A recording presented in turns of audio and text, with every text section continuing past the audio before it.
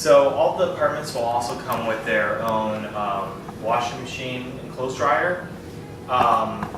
They're going to be in the closets that look like this. You can just open it up and you'll see both of them. So for the clothes washer, it's pretty self-explanatory. You just open it up and put your clothes in. A lot of people separate their lights and darks, but that you don't necessarily have to do it. Additionally, when you're putting in your laundry detergent, which is going to be different than your dish detergent, you're going to have to you want to make sure that you're looking on your measuring cup how much you're putting in. You don't want to put in too much because then your clothes may get ruined. So you have a couple different options. One is going to be your load size, small, medium, or super. And then also temperature-wise.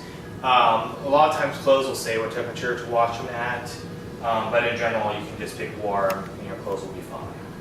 And then on the last option when you're trying to figure out which one to start it, it's going to be over here. So you have a lot of different options. Delicate is for obviously delicate clothing, so that might be silk or something like that. Normal is just kind of what I generally use for everything, and then casual is in between delicate and normal in terms of how intensive the wash is for your clothing.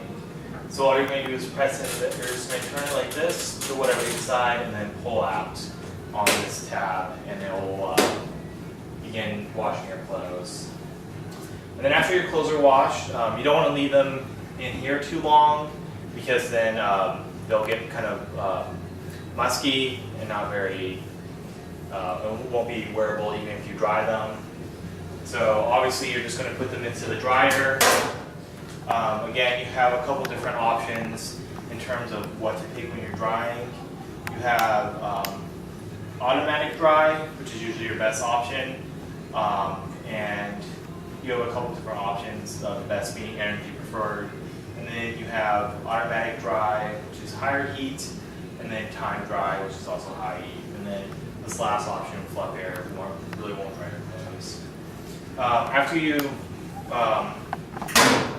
dry your clothes, you want to go ahead and check the lint trap. So this is where all the lint's going to be from your clothes. If you get too much lint on your lint trap, it can be a fire hazard. So just be careful about that and just make sure that you clean it and put it back in. Also, you want to make sure that it's in every time you dry your clothes, or else it might be a fire hazard as well. And then similar to this one, you just pick where you want on the dial and push this button to begin drying.